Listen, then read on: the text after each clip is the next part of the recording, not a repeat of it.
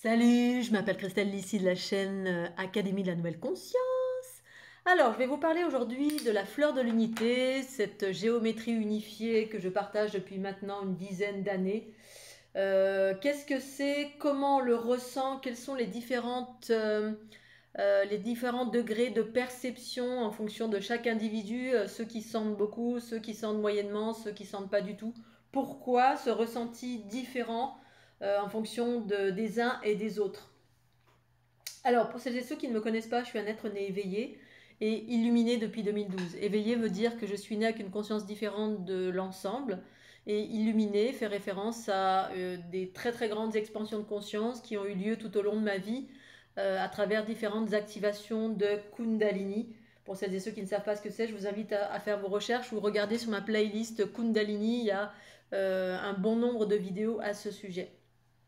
Et donc, depuis cette grand élargissement qui a eu lieu pour moi en 2012, j'ai incarné une géométrie, mais qui au-delà de l'étiquette géométrie, parce qu'en fait, c'est le terme qu'on utilise ici-bas sur la planète Terre pour illustrer quoi?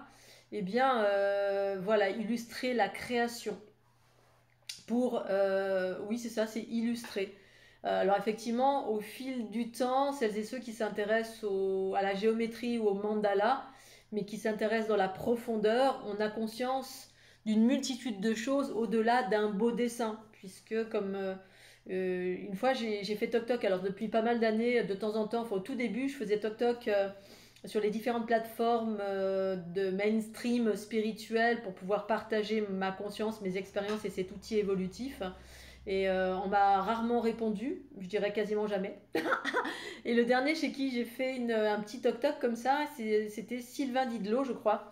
C'est une amie à moi qui m'a dit « Oh, regarde, lui, il cherche des personnes qui ont une expérience, un partage. » Donc je me suis dit « Bon, je vais encore essayer. Ça fait longtemps que j'essaye plus parce que j'ai compris pourquoi ça ne fonctionnait pas, qu'on n'ouvrait pas la porte. » Parce que les choses nouvelles sont pas très bien perçues ou pas mal, pas bien compris, on va dire même pas du tout compris. Du coup, on ferme la porte parce que vous apportez quelque chose de neuf dans un monde profondément ancien qui est ancré dans des choses qui sont existantes et qui assoit une sorte de pouvoir qu'on appelle la généralité. Voilà.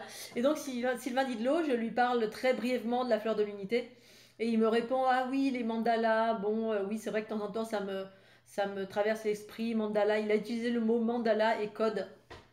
Et en fait, c'est bien plus que cela, donc je n'ai pas répondu plus que ça, parce que j'ai vu que sa conscience était limitée à ce niveau-là, puisque bien évidemment, il est question de ressenti, et comme ce ressenti est vraiment relatif à chaque individu, parce que chaque individu en est, qui est dans un cheminement, entre guillemets, d'élévation de la conscience, spirituelle, et pour moi, c'est en lien avec l'élargissement de la conscience, donc élever ses fréquences, et du coup, effectivement, selon qui on est, d'où on vient et où on en est, eh bien, on capte pas du tout les mêmes choses. Donc, du coup, capter quelque chose au-delà de la masse ici-bas sur la planète Terre, c'est-à-dire, une géométrie, un joli dessin, bon, pour moi, c'est une conscience, on va dire, c'est une conscience limitée et très limitante par rapport à ce qu'est véritablement cette géométrie et comment tout à chacun on l'appréhende différemment, plus ou moins fortement, parce que ça dépend de notre niveau de conscience, mais pas que.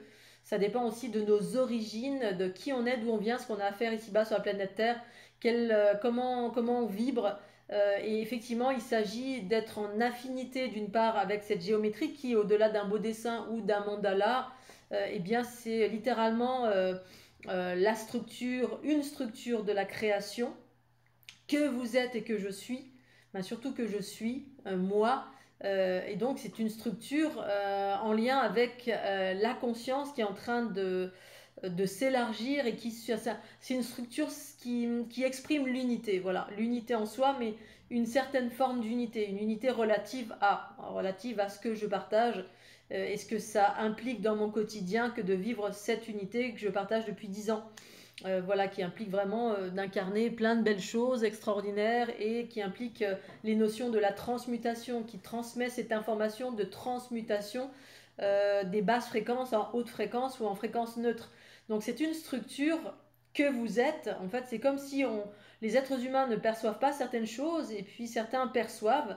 Et pour partager ce que je perçois, Je l'ai dessiné. En fait, à l'origine, c'est voilà, quand on regarde l'origine du mot mandala, c'est une représentation de l'univers. C'est quelque chose qu'on peut retrouver dans les pays asiatiques, chez les bouddhistes ou les hindouistes, peu importe, je ne sais pas véritablement, mais vous allez au Tibet, vous allez en Thaïlande ou en Inde ou dans n'importe quel pays asiatique, enfin pas n'importe lequel, parce que surtout c'était en Thaïlande que je voyais ça, ou au Népal, vous voyez des moines qui sont en train de faire cette géométrie qui est pour eux une méditation, qui les élève, en fait, qui a pour but de les élever. Donc le fait de dessiner ou de générer ces mandalas, de les créer d'une certaine façon, soit en dessinant, soit avec les petits points, comme ça ils sont concentrés au sol et puis ils créent cette géométrie, eh bien vous incarnez, vous vous influencez d'une représentation de l'univers. Mais c'est pas quelque chose d'extérieur, c'est ce que vous êtes, c'est ce vers quoi on peut se hisser, parce qu'on est cela, mais on n'est pas connecté avec cela. C'est-à-dire qu'on est dans l'absolu, la conscience universelle, c'est une totalité, et dans cette totalité de tout ce qui est, eh bien, on est en train de se hisser vers les versions les plus élevées. Voilà, donc on a déjà ces semences plus ou moins en nous, mais à nous de nous hisser vers des versions plus élevées de notre être. Parce que c'est comme monter, c'est comme vous êtes un escalier, dans cet escalier il y a, je sais pas, imaginons 10 marches, mais on vit que 2%, voilà, on vit que 2 marches, on est sur les 2 premières marches de cet escalier.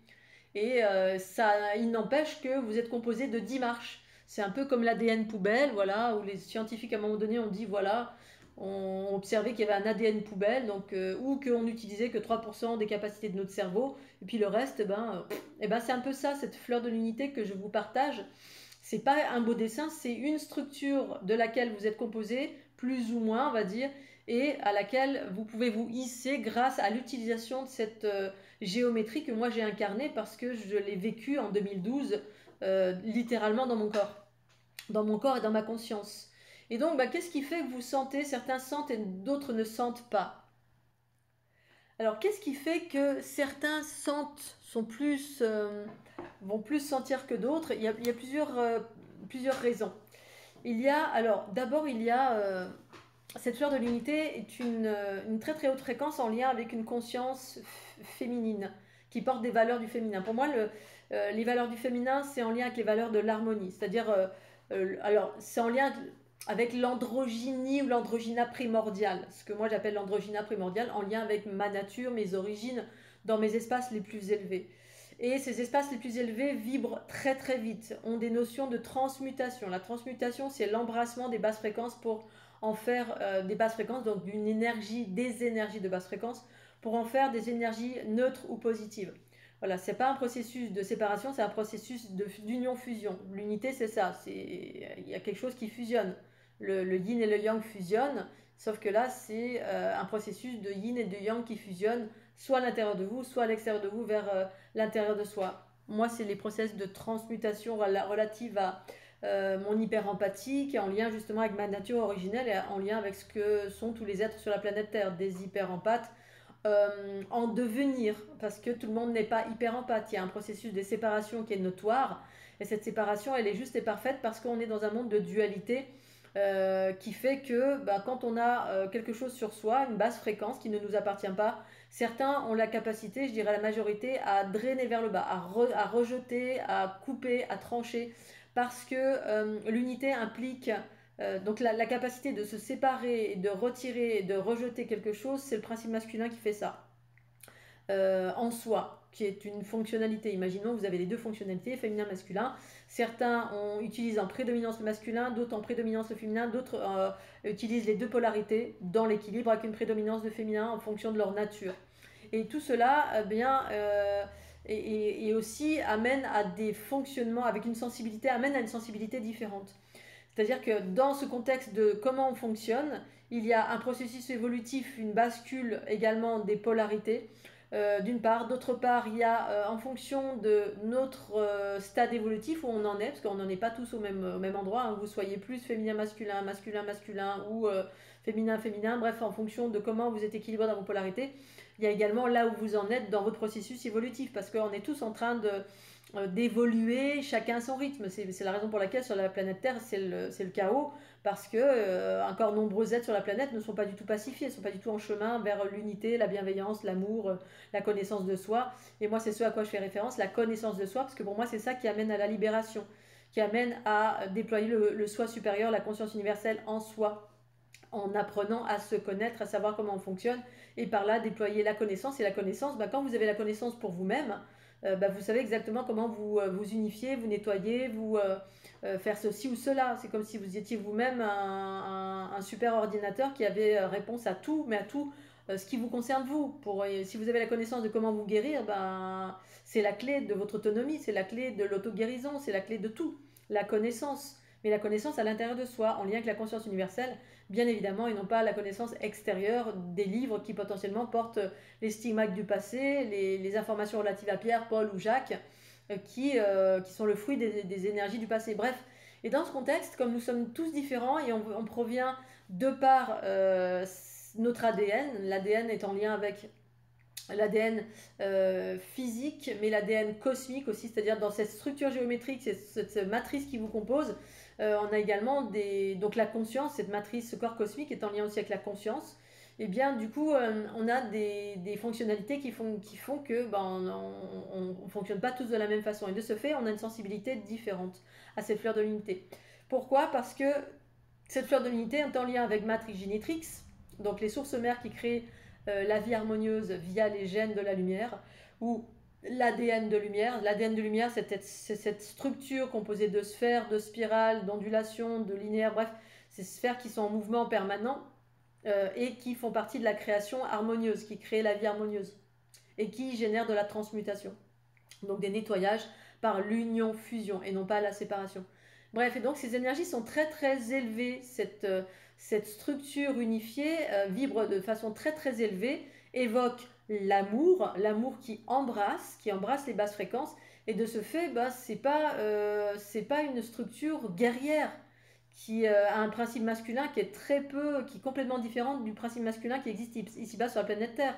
Ici-bas sur la planète Terre, le principe masculin était plutôt un principe masculin guerrier, pas tous, mais en majeure partie. Et dans vos origines, eh bien, il y a des êtres qui s'incarnent pour être des guerriers, pour être dans la compétition, donc pour être dans le pouvoir, pour jouer des coudes, pour différentes raisons. Les différentes raisons, c'est soit on a besoin d'être un guerrier pour protéger la vie, parce qu'on est dans un monde de dualité où effectivement il y a des forces archaïques très violentes, très agressives, et de ce fait il y a des forces de préservation qui existent à travers des êtres qui sont incarnés et qui ont pour fonction, ou qui avaient pour fonction et qui sont en train d'évoluer vers de plus en plus d'équilibre des polarités, et ça veut dire incarner davantage son féminin, intégrer davantage son féminin, qui vient embrasser toutes les blessures relatives à notre principe masculin qui a guerroyé de mille et une façons, qui a été un chevalier, qui a été un militaire, qui a été ceci, cela, bref, qui préserve la vie dans les aspects physiques ou dans les aspects énergétiques, parce qu'il y en a, voilà, via le corps astral ou les différentes perceptions magnétiques qu'on utilise, on peut aussi être un chevalier servant qui vient préserver le vivant. En l'occurrence, les êtres qui, comme moi, sont plutôt de nature matrix génétrix, qui sont là pour incarner l'amour d'une certaine façon, la conscience universelle, l'amour, la bienveillance, la beauté, et de ce fait, je suis pas du tout une guerrière en fait. Donc du coup, peut-être qu'il y a des chevaliers servants, des énergies comme ça qui me préservent de temps à autre, j'en ai rencontré dans le visible comme dans l'invisible, et de ce fait, ces êtres qui sont malgré tout des êtres qui sont éveillés dans leur conscience, mais davantage magnétiques, donc davantage en expression et avec des énergies qui sont davantage constituées d'énergie magnétique, parce qu'en lien avec toutes les énergies, voilà, comment dire, pallier à des énergies de prédation, il faut être soi-même composé un peu de ces énergies de prédation, les énergies de la survie, hein, donc de l'animalité, donc magnétique, donc voilà. Et de ce fait, les fleurs de l'unité ne sont pas forcément ressenties par ces êtres-là. Pourquoi? Parce que quand on est un guerrier, qu'on utilise des énergies de force, de pouvoir et de guerrier, et donc de stratégie, donc des énergies plutôt denses, eh bien c'est des énergies denses. Et de ce fait, ben, les énergies denses sont lourdes et elles sont lentes. Et ça ne veut pas dire que c'est mal, ça veut dire que ben, pour être un guerrier, il faut, voilà, faut être lourd, hein, faut être dense. C'est pas pour rien que les militaires, c'est pas des gringalets, hein, ils ont des biscottos comme ça, dans le corps de densité, ou alors ils ont des perceptions et des capacités dans dans l'astral ou voilà, dans l'astral, ils ont des capacités assez puissantes, mais reliées au champ magnétique. C'est-à-dire, on va, comme certaines personnes qui ont été recrutées qui ont été recrutées par certaines instances militaires, qui avaient des perceptions je sais pas, à modifier la trajectoire de missiles ou à interagir dans la matière. Voilà, c'est tous les guérisseurs qui interagissent dans la matière, donc ils utilisent des énergies magnétiques. Et de ce fait, la fleur de l'unité, pour eux, voilà, ça vibre trop fort, trop haut, trop amour.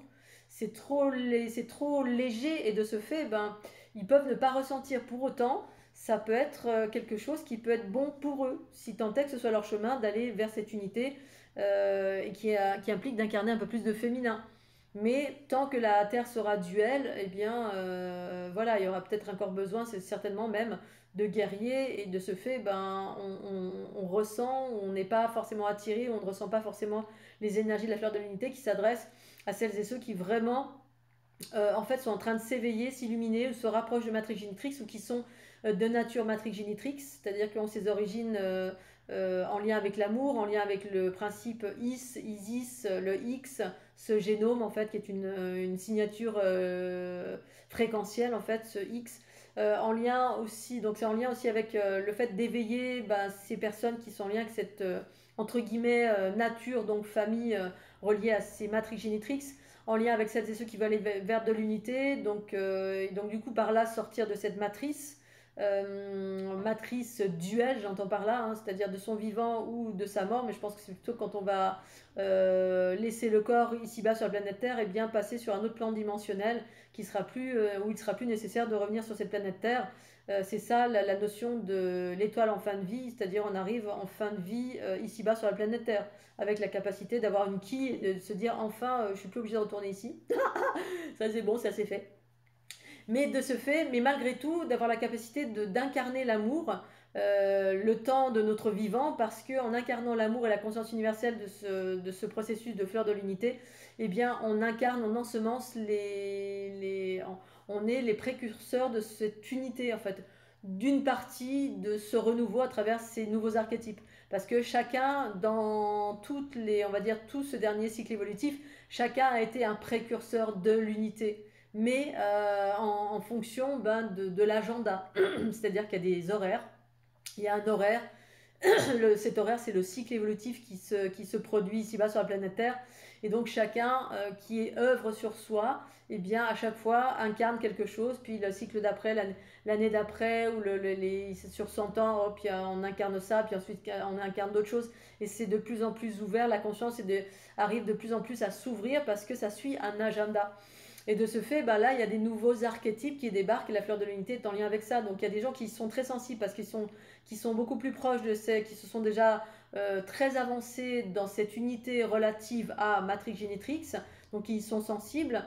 D'autres qui sont évolués mais qui sont encore trop dans les champs magnétiques pour des raisons qui sont justes et parfaites. Hein. Si on est un guerrier et qu'on défend la veuve et l'orphelin dans la matière, et qu'on doit faire face aux énergies magnétiques, les différentes entités magnétiques, bref, du coup c'est compliqué, et donc parfois effectivement il faut se protéger, il faut se préserver, il faut trancher, il faut couper, comme certains ont tendance à le dire avec les armées d'archanges et d'anges et d'archanges. C'est une réalité, c'est vrai, ça existe. Moi au début je savais pas, et puis je l'ai expérimenté en direct live, et alors vrai ou pas vrai, mais en tout cas j'ai expérimenté voilà, comme une forme d'armée qui passait à travers mon canal une fois comme ça, alors que j'étais en danger, et là je me suis dit oh tiens, il existe une armée. Une armée d'anges. Donc voilà, il y a des guerriers qui existent dans certains plans de conscience qui sont là pour préserver la vie en certaines circonstances, et puis il y a des êtres qui sont pleinement incarnés comme vous, toi, moi, qui sont pleinement dans ce corps et qui interagissent également, et du coup de ce fait, comme on est très dense, malgré tout, on œuvre pour le bien, entre guillemets, hein, le bien, on va dire l'évolution, mais on n'est pas sensible forcément à la fleur de l'unité, on n'est pas sensible quand on regarde les ondes de forme de la fleur de l'unité, parce que c'est vraiment des très très hautes fréquences, très élevées, très raffinées, et voilà, on n'est pas toujours relié à cette, c'est-à-dire ce process. Ça me fait penser d'ailleurs dans un des livres de Melchisedec, quand j'avais une de mes partenaires de vie s'intéressait à la géométrie et qui avait acheté tous les livres de Melchisedec, qui est un spécialiste de la fleur de vie.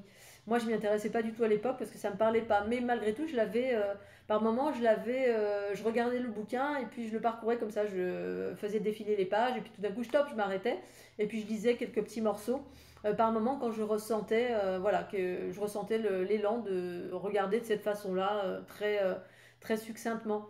Et le peu que j'avais lu, que ma conscience m'invitait à observer et à comprendre, c'est que ce fameux Melchisédek, eh bien, il évoquait effectivement la fleur de vie et il évoquait la Merkaba. Non, d'abord, il évoquait la Merkaba, mais composée complètement de formes géométriques linéaires.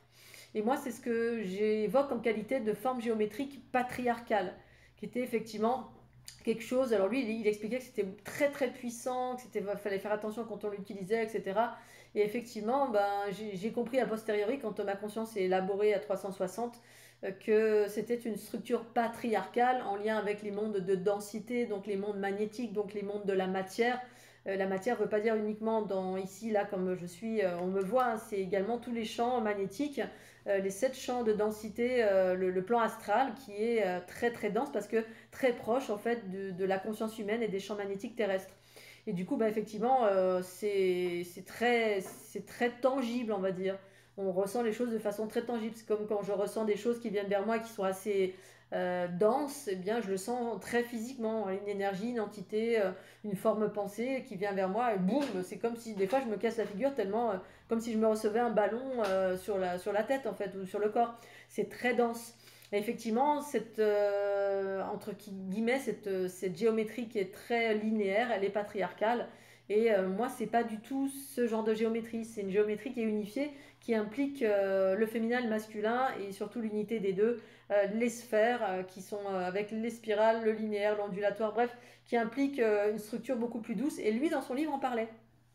Ça vient de me revenir là tout à l'heure, c'est pour ça que je fais cette vidéo là, parce que il disait, ben voilà, la fleur, alors je crois qu'il parlait de la fleur de vie ou autre chose, et qu'il disait que c'était plutôt féminin, donc beaucoup plus doux, beaucoup plus. Et effectivement, celle qui a moi, c'est beaucoup plus doux, et plus doux veut pas dire moins bien, veut dire juste que c'est plus élevé en fréquence. C'est comme la fréquence d'une fleur, ou quand on sent ou certaines formes pensées, ou certaines manifestations ici-bas sur la planète Terre vibrent très très haut et certains vont rien sentir. La plupart du temps, les hommes sont pas du tout sensibles aux fleurs. Hein, pour eux, voilà, les hommes ils sentent des choses. Les hommes ou les femmes qui sont dans leur principe masculin prédominant, donc plus proche de la densité, donc du corps animal, ont besoin des choses tangibles. Hein, on a besoin voilà, c'est pour ça qu'on aime bien le contact direct, le présentiel, de se toucher, parce que pour eux c'est concret, c'est cellulaire, c'est organique. Ils ont besoin de ça. Les hommes ou les femmes qui sont dans leur principe masculin prédominant, on a besoin, elles ont besoin de ça, de ce côté très tangible où hein, on a besoin de se rentrer dedans et puis faire des galipettes comme ça, où c'est très rock'n'roll, très animal, on va dire. Parce que qui dit animal dit danse, dit toucher, dit sentir. On fait référence à tous les sens organiques du corps physique reliés à notre matérialité. L'aspect matériel, c'est le principe masculin en soi. Dès lors, on est un peu plus dans d'autres considérations reliées à la conscience universelle, donc l'amour. Hein, non pas que l'aspect animal n'a pas d'amour, mais c'est un amour plus dense, plus organique, plus cellulaire, plus relié à la matérialité. Voilà, l'amour, comme les hommes qui expriment leur amour, pas tous, mais ceux qui sont en principe masculin expriment leur amour via le rapport physique. Voilà, on se pénètre l'un l'autre et là, ouah, là, on ressent l'amour, c'est dans les cellules, c'est dans le corps, c'est très magnétique. Bah, ceux-là, voilà, ont besoin de choses qui leur rentrent dedans. Je me souviens quelqu'un une fois qui était venu faire un soin avec moi, il avait traversé la France, il est arrivé, je lui ai fait un soin, il n'a rien senti. Il est reparti tout dépité parce que il avait été initié, il avait été ouvert, ses perceptions avaient été ouvertes avec un maître, un maître qui donnait des enseignements et j'avais tout de suite vu que ce maître donnait des enseignements qui étaient guerriers en fait. Hein. Et du coup, qui dit guerrier dit énergie magnétique et dit énergie magnétique, ça vous rentre dedans. On a besoin de ressentir un truc qui est bien dense pour se dire ah oui, j'ai senti, oh, ça marche, oh, c'est exceptionnel, c'est puissant. Moi, c'est plutôt l'énergie de Matrix Génétrique, c'est quelque chose de très élevé, donc très vibrant, donc très raffiné. Donc, quand on est dans la densité, on sent rien parce que on a besoin d'un gros coup comme ça là pour sentir un truc, se dire ah oui, j'ai senti. Les gens qui sont déjà dans des fréquences très très élevées ressentent, en l'occurrence. Voilà, et après il y a élevé et élevé, voilà, il y a puissance et il y a la puissance de la densité, hein, voilà, j'ai ressenti, ah, ça me fait un coup de poing, ah, j'ai ressenti les énergies, ok, ça veut dire que c'est... Alors évidemment, on a besoin de ressentir une chose pour valider une chose, mais tout dépend qui on est, d'où on vient et comment on ressent les choses. Et des gens qui viennent vers moi, beaucoup, ont déjà leur fréquence très très unifiée, très élevée, et de ce fait ressentent mes fréquences à moi et mon énergie quand je fais un soin à distance, parce que elles se sont déjà hissées à certaines énergies et elles sont plus en adéquation avec cette structure unifiée qui est plus en lien avec l'amour finalement, la conscience universelle, qui est quelque chose de beaucoup plus éthéré, beaucoup plus doux, beaucoup plus raffiné, on va dire. Voilà, c'est pas les gros grains magnétiques, les gros blocs là de rochers, mais c'est quelque chose qui est très très raffiné et qui parle plus d'amour et d'enveloppement et de transmutation, plus que de se prendre des gros geysers de feu dans le corps, qui est en lien avec l'énergie magmatique et matérielle et magnétique. Voilà, donc du coup, c'est vraiment tout à fait relatif, cette fleur de l'unité, parce qu'effectivement, selon qui vous êtes, d'où vous venez, où vous en êtes, eh bien, on ressent d'une façon totalement différente. Alors, pour ce qui est de la fleur de l'unité, que vous voyez en vidéo, voilà, en vidéo, les programmes qui réencodent.